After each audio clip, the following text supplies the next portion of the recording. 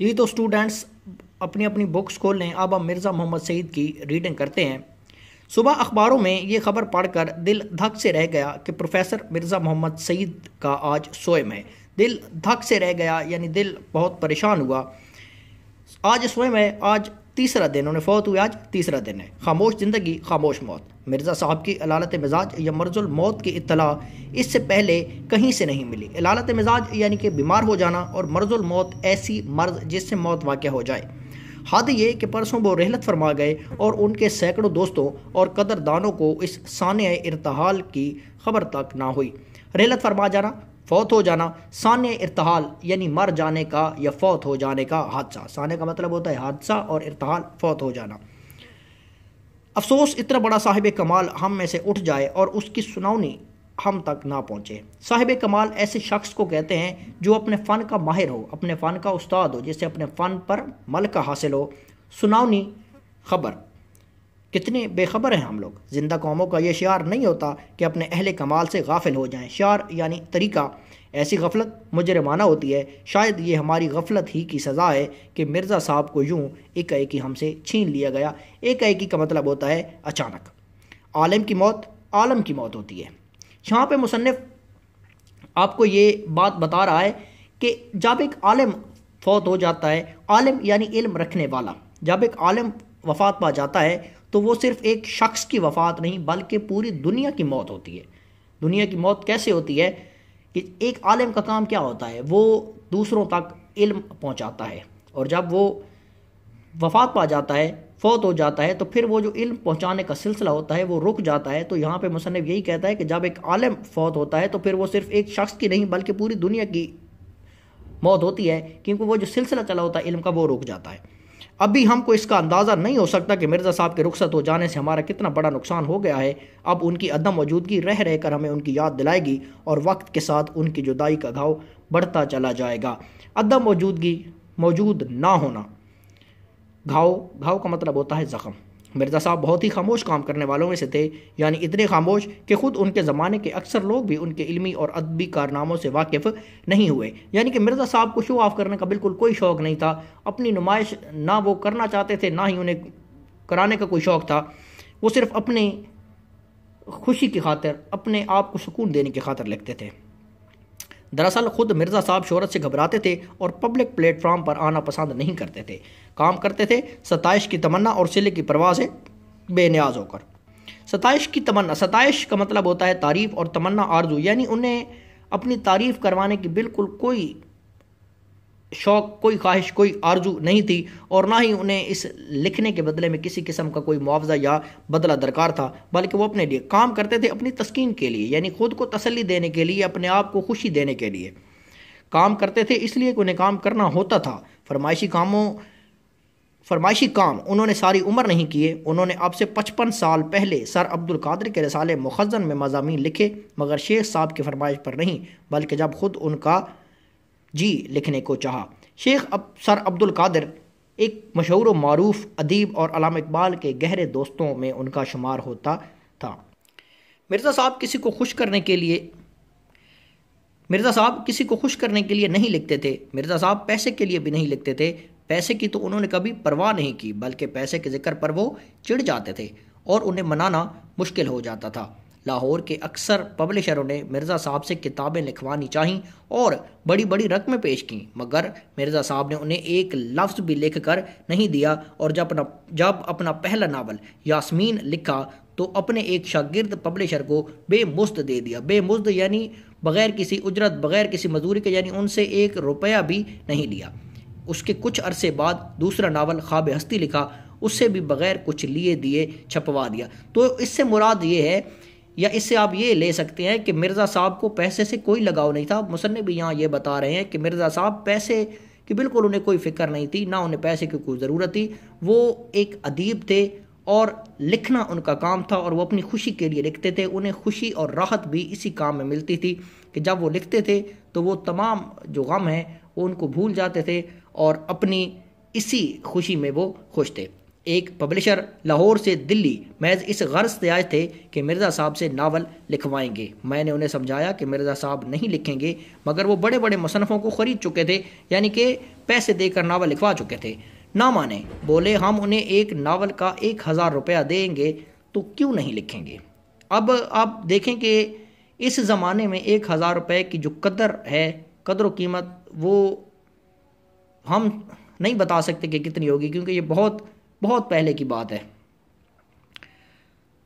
بلکہ مصنف یہاں یہ بتا بھی رہا ہے کہ یہ وہ زمانہ تھا کہ 200-250 روپے میں اچھا خاصا ناول پبلشر کو مل جاتا تھا۔ چنانچہ مجھے اپنے ساتھ لے کر مرزا صاحب کی خدمت میں حاضر ہوئے۔ میں نے تعارف کروایا، مرزا صاحب کا ماتھا ٹھنکا، یعنی کہ آثار کچھ اچھے نظر نہ آئے۔ پبلشر صاحب نے چھوٹتے ہی ناول لکھنے کی فرمائش کی، چھوٹتے ہی یعنی کہ فوراً۔ مرزا صاحب بڑے ٹھنڈے مزاج کے آدمی تھے، بولے آپ میرے ناول کے 50,000 دیں گے، 10,000 دے دیں گے، مجھے یہ منظور نہیں کہ جو کام کر رہا ہوں اسے چھوڑ کر آپ کے لیے ناول لکھوں۔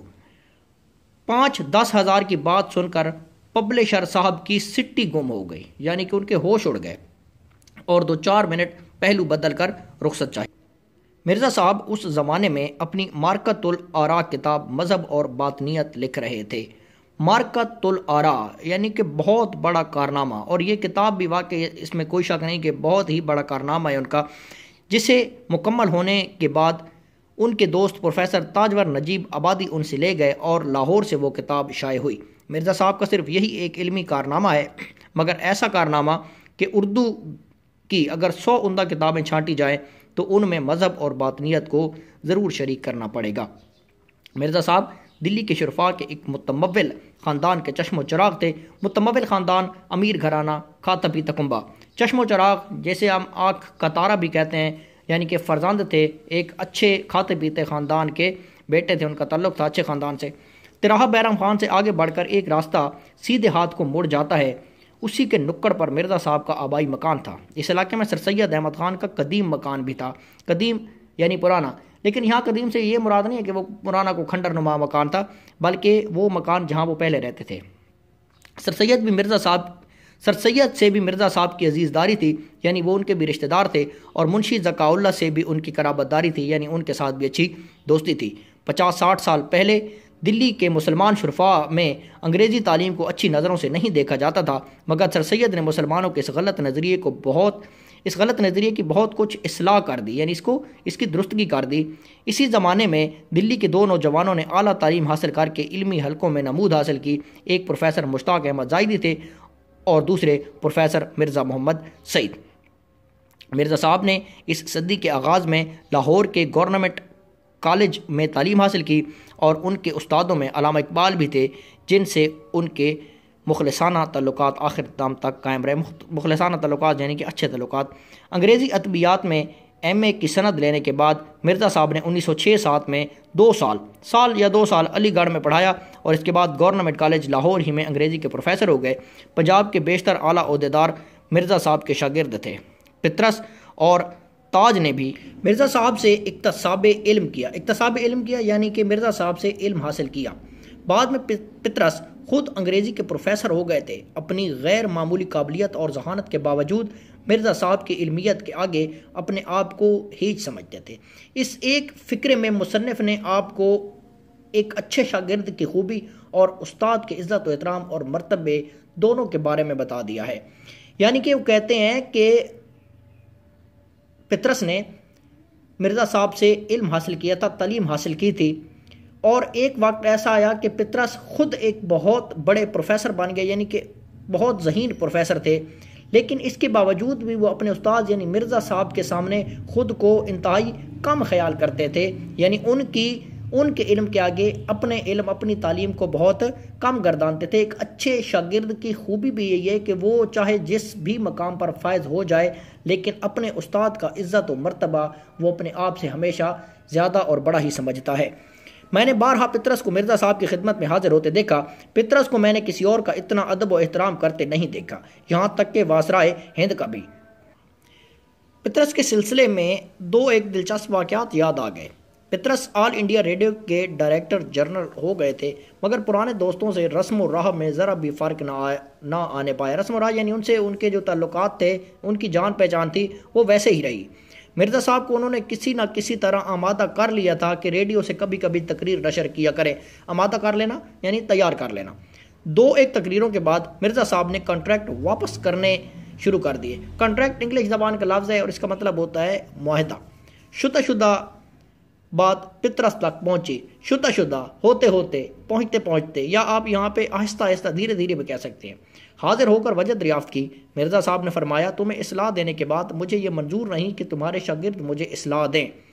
اچھا، یہ اصلاح کا ویسے جو مطلب ہوتا ہے اس کا مطلب ہوتا ہے درستگی، لیکن یہاں آپ یہ بھی کہہ سکتے ہیں کہ انہوں نے یہ کہا کہ تمہیں تعلیم دینے کے بعد، تمہیں پڑھانے کے بعد اب مجھے یہ بات بالکل بھی ناگوار لگتی ہے یا اچھی نہیں لگتی کہ تمہارے شاگرد یعنی تمہارے پڑھے ہوئے مجھے اصلاح دیں، مجھے پڑھائیں، میری درستگی کریں۔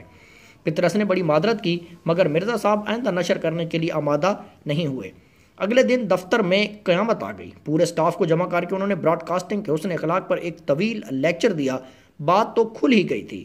اسٹیشن ڈائریکٹر نے تقریروں کے انچارج کو بلا کر کہا کہ اگر اپنی خیر چاہتے ہو تو مرزا صاحب کو منا کر لاؤ۔ اس کو معلوم نہیں تھا کہ مرزا صاحب پطرس کے استاد ہیں۔ حسب دستور یعنی کہ اپنے طریقے کے مطابق اپنی کارروائی دکھانے کے لیے اس نے ان کے مسودے میں سے 2-1 فقرے نکال دیے تھے۔ مسودہ ہاتھ سے لکھی ہوئی تحریر یا ہاتھ سے لکھا ہوا مضمون۔ کیا تھا کہ ان کے مسودے سے 2-1 فقرے نکال دیے تھے۔ ان فقروں کا نکالنا اس کی نوکری سے نکالے جانے کا پیش خیمہ ہو گیا۔ پیش خیمہ یعنی کہ ابتدائی سبب۔ بھاگا مرزا صاحب کی خدمت میں معافی مانگی، ہاتھ جوڑے۔ مرزا صاحب نہ مانے، بولا تو حضرت میری نوکری گئی، بال بچے بھوکے مریں گے اور آپ کو دعائیں دیں گے۔ مرزا صاحب کے کان کھڑے ہوئے، یعنی کہ مرزا صاحب بھی حیران ہوئے، یا آپ یہ بھی کہہ سکتے ہیں کہ پریشان ہوئے۔ یہ تو میں نہیں چاہتا۔ اس نے کہا اگر آپ یہ نہیں چاہتے تو اس کانٹریکٹ پر دستخط کیجئے۔ مرزا صاحب نے فوراً دستخط کر دیے۔ جنگ کے زمانے میں حسن اتفاق سے دلی میں لاہور کے بیشتر ادیب اور شاعر ریڈیو میں یا دوسرے سرکاری محکموں میں جمع ہو گئے تھے۔ پطرس کی تحریک پر ایک محدود ادبی حلقہ قائم کیا گیا جس میں ڈاکٹر تاثیر، فیض احمد فیض، حامد علی خان، حمید احمد خان، چراغ حسن حضرت، محمود نظامی، غلام عباس، انصار ناصری۔ یہ جب ہم سبق ختم کر لیں گے یعنی اس کی ریڈنگ کمپلیٹ کر لیں گے تو یہاں پہ موجود تمام حضرات جتنوں کا بھی ذکر آیا ہے ان سب کا ہم تعارف پڑھیں گے اور ان کے بارے میں آپ کو بتایا جائے گا کہ یہ اب آپ کون تھے وغیرہ شریک کیے گئے تھے۔ ہر مہینے اس کا ایک جلسہ ہوتا تھا، کبھی پطرس کے گھر اور کبھی ڈاکٹر تاثیر کے گھر پر۔ اس میں ایک مقالہ کسی ادبی موضوع پر پڑھا جاتا اور اس پر گفتگو ہوتی۔